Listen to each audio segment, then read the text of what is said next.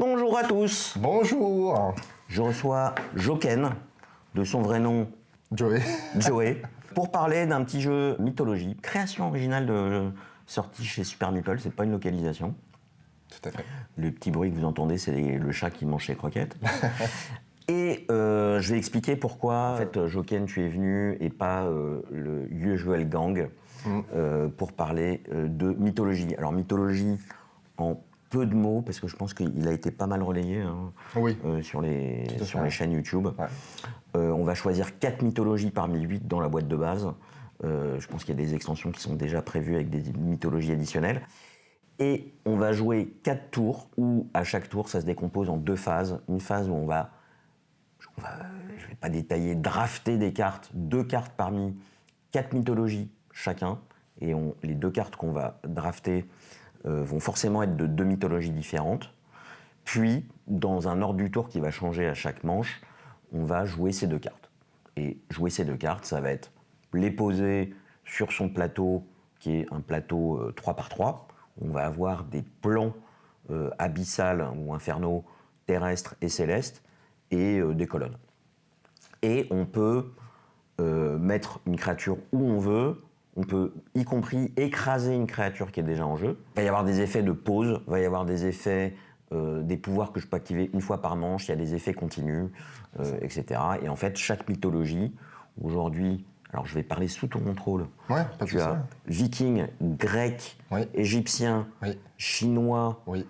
alors je confonds toujours Inca et Maya. Inca. Indien, hindou, hindou, oui. celte, égyptienne.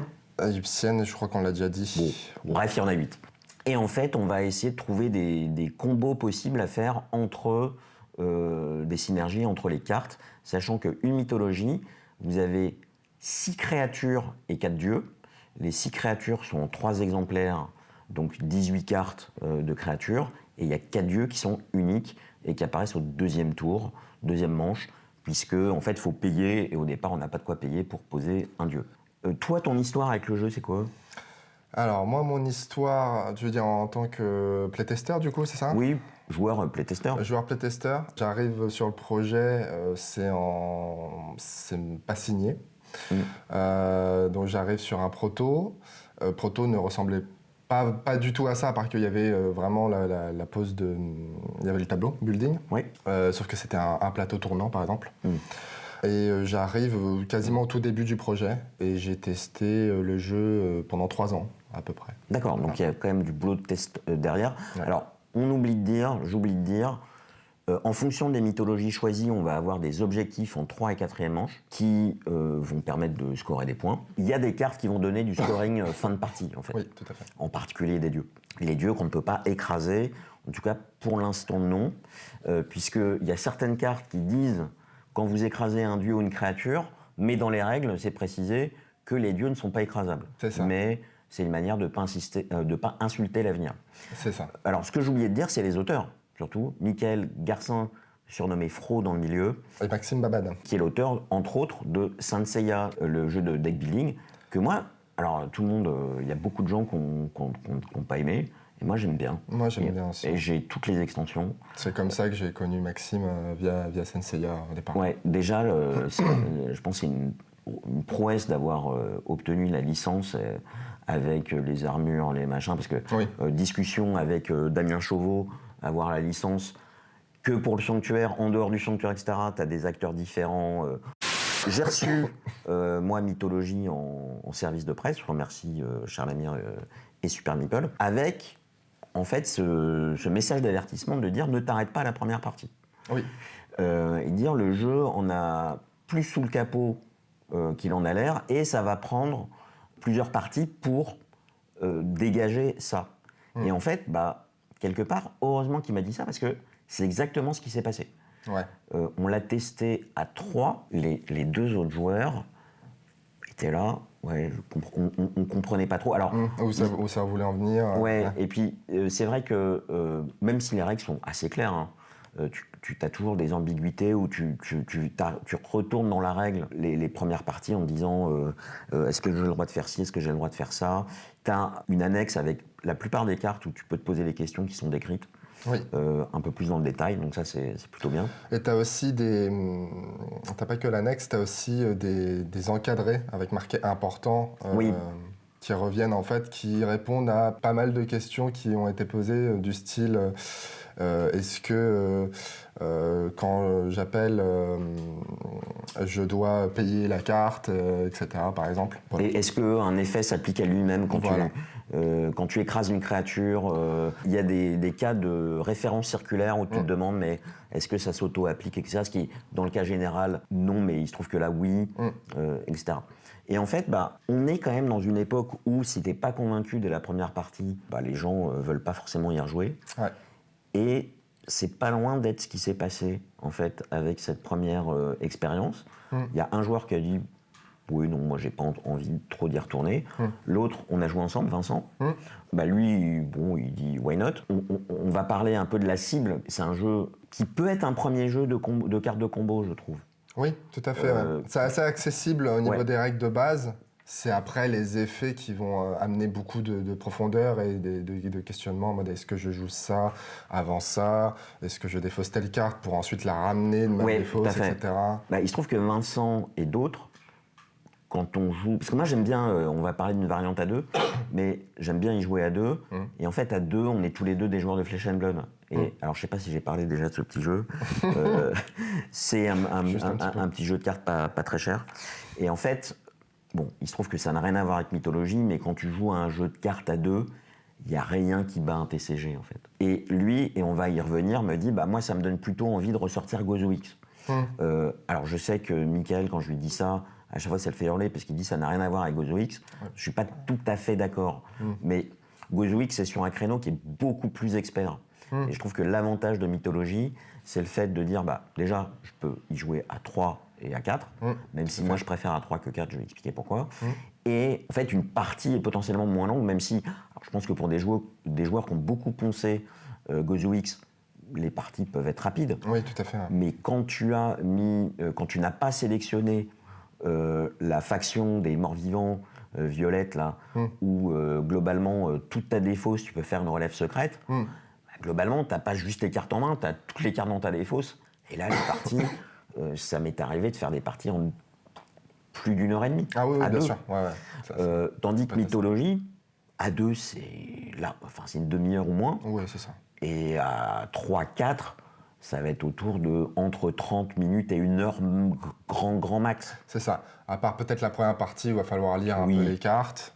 Mais sinon, vu que les cartes, tu as 10 cartes en totalité, sans compter les doubles dans les créatures, au final, tu fais vite le tour, en fait. Oui, tout à fait. Et pour moi, c'est ça, un des points forts du jeu, c'est vraiment ça. C'est le côté plus facilement sortable, même, je dirais, de manière occasionnelle.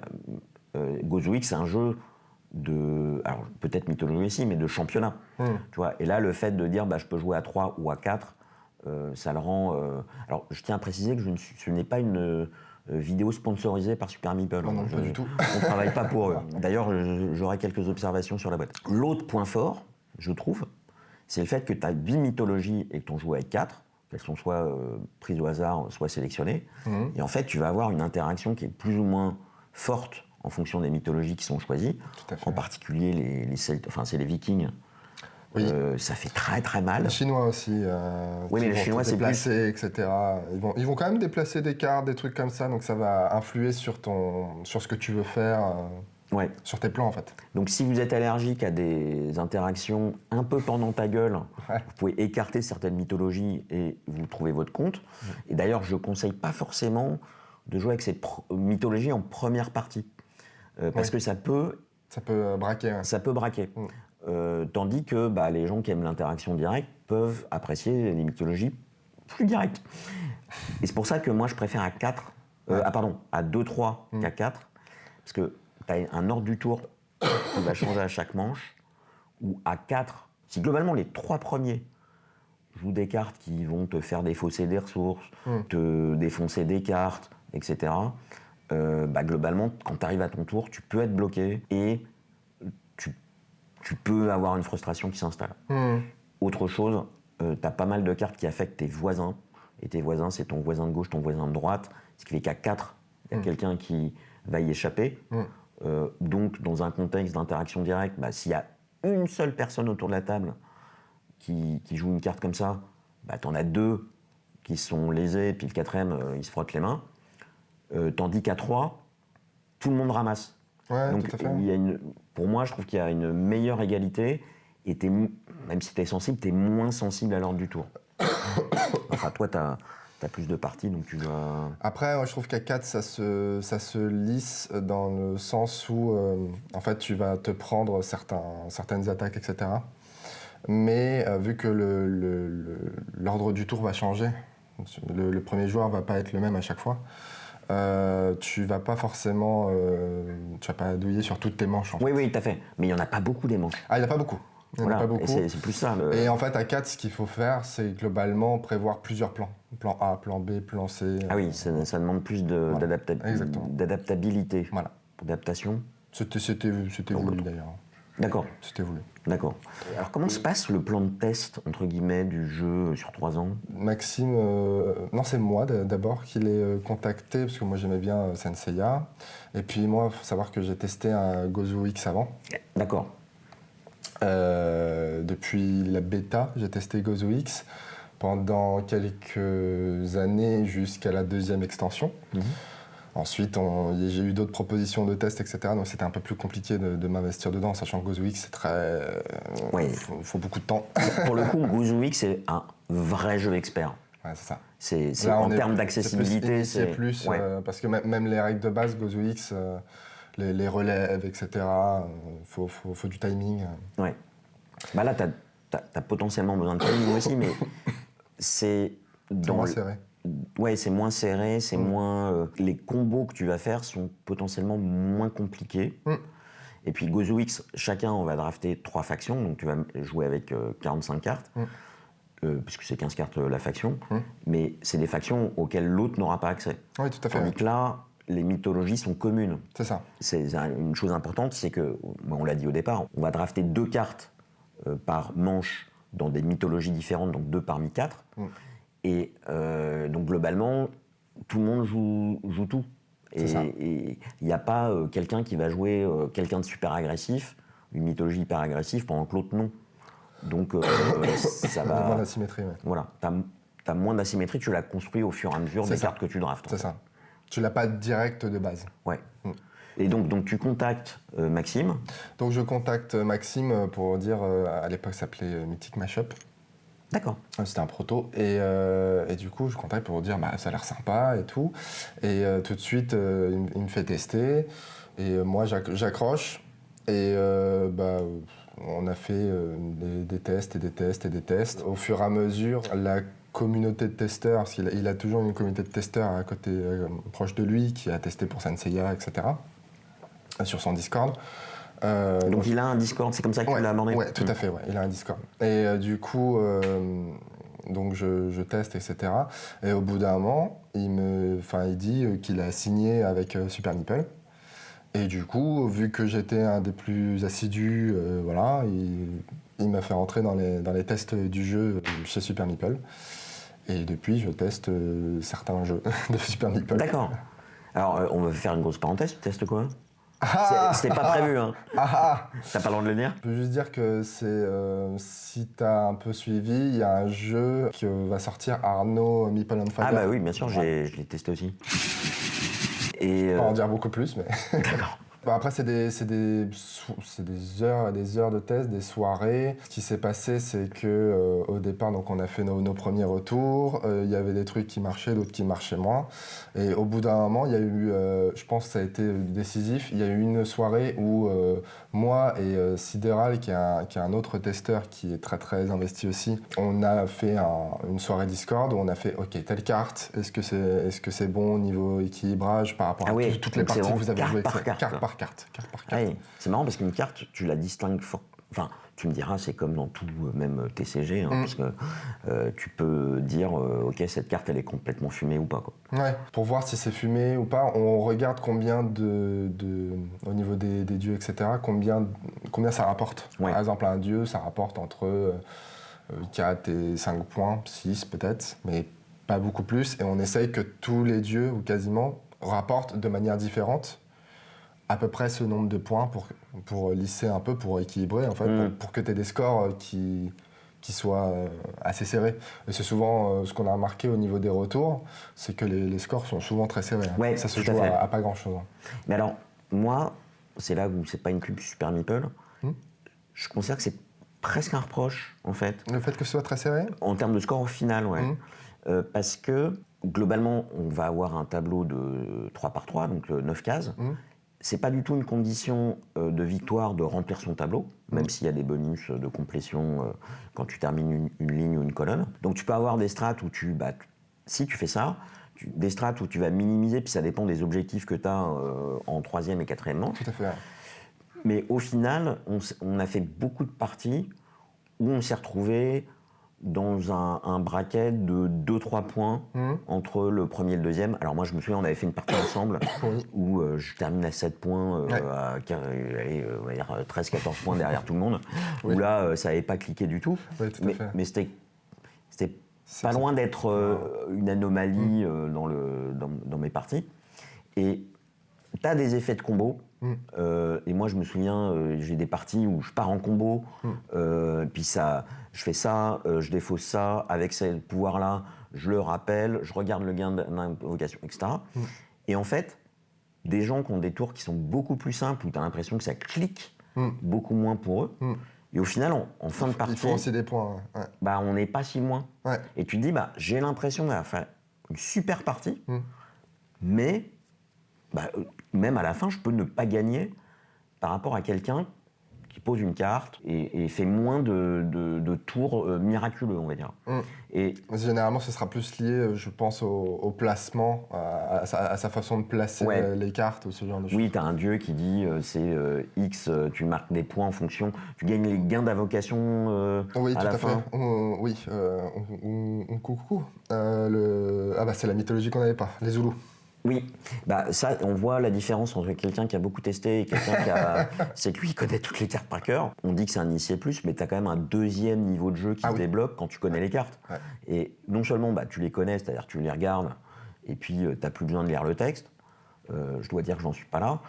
Et encore un autre niveau qui est, je sais à quoi m'attendre dans le deck. C'est ça. C'est-à-dire, je vais pas prendre ça, mais je sais que vu ce qui est passé, vu ce que les autres ont pris, voilà ce qui va arriver. Et en particulier, il y a des cartes qui permettent de faire du top deck dans les mythologies. Et tu sais dans quelle mythologie aller piocher quand tu as le choix, en te disant, ça, il y a de bonnes chances que j'ai ça qui va comboter avec ce que j'ai sur mon plateau. C'est ça. Et là, tout à coup, tu as un jeu initié qui devient un jeu expert. Ouais, c'est ça. En fait, les premières parties, des fois, tu peux même te dire, attends, mais c'est du top deck, c'est vachement aléatoire, c'est vachement... Et en fait, le truc, c'est que ça a été fait pour... C'est pour ça qu'il y a trois exemples de créatures par... Donc, il n'y en a que 6. En fait, quand tu vois que les 3 sont sortis, tu sais qu'il n'y en aura plus d'autres qui sortiront. Donc, tu sais qu'il te restera tel autre. Il en reste 3, voilà, parce que les autres sont déjà sortis. Et ça te permet d'avoir... De comprendre. Et encore plus dans les dieux, puisque les dieux, tu n'as que 4 cartes. Ça, pour le coup... Voilà. Et c'est fait pour. Ça a été aussi designé pour... c'est pour ça que tu as le mot-clé « appeler » qui est assez important dans le jeu, qui permet si tu sais ce qui reste dans le deck, ce qui potentiellement tu vas pouvoir choper, ça peut totalement changer une partie et tu peux passer devant rien qu'avec ça. Quand on draft, on revient sur le draft, on peut passer, parce il y a 4 mythologies, on va tirer une carte qui indique dans cette phase de draft-là, il peut y avoir 4 phases de draft au maximum. Voilà, un tel joueur va drafter dans telle mythologie, tel autre dans telle autre. Et en fait, on peut soit dire je prends cette carte, et on le fait de manière simultanée, soit je passe. Et ce qui fait que moi, j'ai besoin absolument d'une carte dans une autre mythologie, mais je prends un risque. Parce que si ça se trouve, la phase suivante de draft, ce sera quelqu'un d'autre de choisir dans cette mythologie, il va la prendre. Il va la prendre. Ce qui amène aussi de la tension. Oui, ça crée une tension dans le draft. Après, faut aimer. Il faut aimer. Mais ce que je trouve, c'est que cette tension, elle est encore accrue à 2 avec la variante qu'il y a. C'est que si tout le monde passe, c'est cool. Au moins, quelqu'un n'a pas pris la carte que je ciblais. À 2, il y a 2 mythologies qui sont assignées à aucun joueur, bah là, on supprime une carte. Tout à fait. Et donc, bah, je me dis, mince, si cette mythologie sort en deuxième et que moi, j'ai passé sur la première, bah, ça se trouve, la carte que je convoite, elle va être éliminée. Et là, il n'y a pas de notion de joueur qui passe, quoi. En fait, ou joueur qui... Ouais, c'est ça. Ça t'enlève des solutions très vite. Et très vite, tu te dis, merde, je voulais ça, mais en fait, je peux pas, des trucs comme ça. Oui, mais en fait, c'est comme si tu avais 4 joueurs avec des joueurs qui prenaient à chaque fois. Oui, tout à fait. Et donc là, Mais par contre, la carte, tu ne sais pas dans quelle mythologie, à la prochaine phase, ces 2 joueurs additionnels vont drafter. Par contre, tu sais la carte qui va être éliminée. C'est 1, 2, 3 pile dieu. C'est 1, 2, 3. Ah non, c'est pas 1, 2, 3 pile dieu, c'est 1, 2, 3 et la 4e rien. Et en fait, le dieu, c'est quand tu dois éliminer et qu'il y a déjà un jeton dessus que tu pètes le dieu. En tout cas, le draft est bien tendu à 2 et ça, c'est ce que j'apprécie. Mais moi, j'ai fait une 15aine de parties. J'aimerais y rejouer. Vous pouvez me contacter en commentaire. Je trouve peu de personnes motivées pour y jouer avec moi. Parce qu'il y a cette mode de, si le jeu, enfin c'est pas une mode, hein, c'est un état de nos jours, si le jeu il ne plaît pas dès la première partie, Dès là, ouais. et ben les gens La ils passent première à autre chose. impression, c'est... Ouais. Globalement, les gens ils jouent 3 fois un jeu ou 4 fois un jeu, puis ils passent au suivant. Celui-là, le conseil, et c'est pour ça que c'est important de le souligner, c'est de dire, faites plusieurs parties. Ouais, tout et à fait. en particulier, il y a plein de mythologies, et en fonction des mythologies, l'interaction n'est pas du tout la même. Donc, Non, de on toute façon... n'a pas du tout les mêmes parties, Ouais. il se passe pas du tout les mêmes choses. Donc, de toute façon, une partie ne suffit pas à dire, pour moi, si on aime ou pas. Non, effectivement. Parce que le truc, c'est que par exemple, tu vas vraiment avoir des parties où tu vas y gagner alors que toutes tes cartes sont sur une seule pile Oui. dans un seul partie du tableau, et voilà. Alors que d'autres, tu vas compléter totalement ton tableau. Et ça change un petit peu la dynamique par rapport aux autres joueurs aussi. Oui. Oui, il ne faut pas se fier sur une première partie, parce que la première partie, bah, c'est la première partie de lecture, on ne Ouais. connaît pas les cartes, on ne connaît pas les icônes. Il faut se dire, attends, c'est quoi ça? Ça, c'est gain d'invocation, ok, Oui. d'accord. Ne pas confondre invocation et appel Et appel, voilà, ce genre en de fonction choses. des gains. Donc il y a quand même pas mal de subtilités, ce qui Il y a fait un que- glossaire qui est très bien fait, une aide de Tout à jeu sous forme de carte où il y a tous les termes qui sont définis. Tout à fait. Donc ça, c'est très bien. Moi, mon reproche, c'est la taille de la boîte, parce que la boîte, en fait, les cartes sont mises dans une... je vais ouvrir la boîte. Hein. Oui, pas de souci. C'est aussi simple. Vous avez des talkbox. Alors, ils sont légèrement trop fines, ce qui permet que voilà, c'est slivé, mais quand même, j'ai certaines sleeves qui sont un petit peu abîmées, ce qui pour un jeu de draft, et en particulier quand vous jouez avec Loki. Alors, on n'a pas parlé de Loki. Oui, Lucky. Hein. Putain. Loki, c'est un dieu, quand il est mis en jeu, toutes les cartes sont draftées face cachée, et il n'y a que Loki qui a le droit de regarder les cartes sur le display. C'est ça. Et ça, alors ça, si vous connaissez pas les cartes, c'est quand même ultra violent, quoi. Ouais. Après, ça dépend à quel moment il tombe. S'il tombe Oui. manche 3, Oui, s'il tombe manche 2, c'est très violent. S'il tombe manche 3, ça l'est un peu moins. Parce qu'il reste plus beaucoup de temps, etc. Mais oui, effectivement. Mais c'est souvent, en fait, l'équilibre a été fait aussi comme ça. C'est-à-dire que tu as des dieux qui sont assez violents dans leurs effets, mais qui le sont beaucoup moins quand ils vont sortir plus tard. oui. Donc du Oui, coup, tu as une question de, comme, on va dire, dans tout jeu de cartes, en particulier un jeu comme Terraforming Mars, pour en prendre un, la jouabilité d'une carte dépend du moment où vous la récupérez, en fait. Non, moi, ce que j'aurais aimé, c'est qu'il y ait un rack de cartes avec des intercalaires. alors j'en ai parlé à Charles Ami de tes Je pense que c'est une question. On avait fait une Je partie. pense que c'est une question de prix de production. Oui, exactement. C'est une question de prix de production. En fait, ils voulaient pas un jeu à plus de 35. Ouais. Voilà. Ils voulaient dans les 30-35. Le truc, c'est que les plateaux prennent pas mal de place Ouais, dans la boîte. tout à fait. Et c'est ça qui fait qu'il n'y a pas de rack possible. Oui, parce qu'en fait, Ouais. il aurait fallu avoir quelque chose de plus épais. Et il me semble que le coût de production est aussi lié au volume. Au volume de la boîte. De la boîte, ouais. ouais. Tout à fait. Ouais. Parce que tu vois, là, derrière, j'ai un Marvel Champion où la boîte est plus petite, mais où effectivement les cartes, on peut les mettre en rack. En rangée, en rangée avec Il n'y a pas de plateau, mais... Mais voilà, il n'y a pas de plateau, ce qui change la donne. Ouais. Tout à fait. Il a préféré faire un jeu plus accessible en termes de prix. Oui, tout à fait. Sur les trucs. Mais oui, c'est sûr. Il y a une extension qui est sortie le 1er avril avec les vieux anciens, qui étaient le mythe de Cthulhu, etc. Et j'adorerais avoir le mythe de Cthulhu là-dedans. Alors, c'est un poisson d'avril. Oui, non. En fait, il y a une vraie bonne idée dans le concept. Oui, tout à fait. Après, faut voir ce que ça donne, mais quand tu te retrouves avec Azathoth qui siphonne tout le plateau... Oui, tout à fait. Tu t'imagines... Il y a des trucs sympas à faire. Après, de ce que je sais, je peux dire 2-3 trucs. Oui, mais même à Cannes, Fro m'avait dit que ça pouvait être en discussion. À voir. Je peux rien dire. Par contre, ce que je peux dire, c'est que déjà, il y a un booster qui est exclusif sur le site de Super Meeple. C'est pas pour leur faire de la pub, mais c'est juste parce que c'est sorti, quoi. Oui, t'as des dieux en plus. Pourquoi exclusif? Parce qu'en fait, c'est limité en termes de print, tout simplement. D'accord. Et oui, t'as des dieux en plus. Ouais, Charles Amir. T'as des dieux en plus. Et c'est des dieux un peu... par exemple, t'as Dionysos qui va prendre toutes les piles et les mettre les unes sur les autres.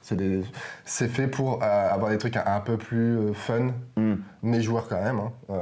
Par exemple, dans ce pack, tu vas avoir un dieu qui va pouvoir dire « Maintenant, on peut écraser les dieux ».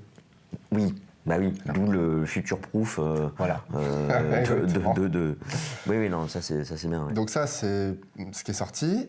Et je peux parler de ce qui va arriver. Ce qui va arriver, déjà, c'est un reprint pour la fin de l'année de Mythologie. Parce qu'il est sold out, là? Je ne sais pas s'il est sold out, mais en tout cas, il a bien marché. D'accord, ça c'est bien. Je crois qu'il va être localisé en langue anglaise. Il va être localisé dans pas mal de langues, ouais. Au niveau de ce qui va sortir encore, il y a une mini-extension qui est prévue. Mini-extension avec 2 nouvelles mythologies supplémentaires. D'accord. Voilà. Et ben moi, j'aimerais bien qu'il y ait aussi après une big box. Et c'est pour les... Ça, on verra. Voilà. On n'a pas parlé des illustrations, moi j'aime bien. Sur Bocard, oui. Ouais, toutes les cartes sont vraiment chouettes. Je trouve que d'ailleurs, on n'a pas parlé, mais thématiquement, il y a un thème quand même qui est présent dans chaque mythologie, qui est d'ailleurs décrit dans le livret de règles, et qui respecte en fait bien la mythologie, puisque la mythologie chinoise, ça va être plus sur le commerce, c'est-à-dire j'en bénéficie, t'en bénéficies aussi, mais un peu moins. Les Vikings, c'est moi vois, moi tu, etc. Question, interrogation surprise, c'est quoi ça? De l'arbre? Moi, je pensais que c'était Yggdrasil. C'est l'arbre de la connaissance. C'est de ce que j'en ai moins déduit, donc j'en sais. D'accord. C'est pas genre ce qu'on m'a dit, mais juste pour moi, c'est l'arbre de la connaissance des mythologies en fait. D'accord. Le savoir. Je si Yggdrasil, c'est pas ça. C'est possible. Dans la mythologie, c'est le. Non. Yggdrasil, c'est nordique. Viking. Ouais. J'ai vu ce documentaire qui s'appelle Marvel Thor et ils en parlent. Sur les mythologies nordiques. Un bon documentaire. Ouais. Bon, je pense qu'on a fait le tour. Toi, tu continues à jouer? Oui, tout à fait. T'as moins de mal que moi à convaincre les gens de rejouer? Moi, de mon côté, les gens ont trouvé ça très bien, même des non-joueurs à qui j'ai fait jouer. Après, ça peut pas plaire à tout le monde, parce que le truc, c'est que le Pari, c'est un jeu compact, avec énormément de rejouabilité, mais du coup, faut passer par une première partie un peu plus, où il y a un peu plus de lecture, des trucs comme ça. Écoutez, donc, moi, j'aime beaucoup cette proposition par nombre de joueurs, durée et curseur d'interaction. Non, j'ai pas envie de... On est 4 vikings à 4, non... Ça se module bien. Voilà, ça se module bien. Et donc, je trouve que c'est une super proposition pour, on va dire, initier quelqu'un à des jeux de cartes à combo, ou pour... moi, on va considérer que je suis joueur de jeux de cartes à combo, ne serait-ce que je fais du TCG. Ça m'a convaincu aussi, donc on a un peu toutes les extrémités du spectre de joueurs que ça peut toucher, quoi. Voilà, et donc mythologie, séquence pub, achetez-le, mangez-en. C'est très bien, voilà. Faut faire plusieurs parties. Charles Amir, je t'appelle pour le paiement. Ciao. Ciao. 優しい歌を悲しみよりそのぬくもりを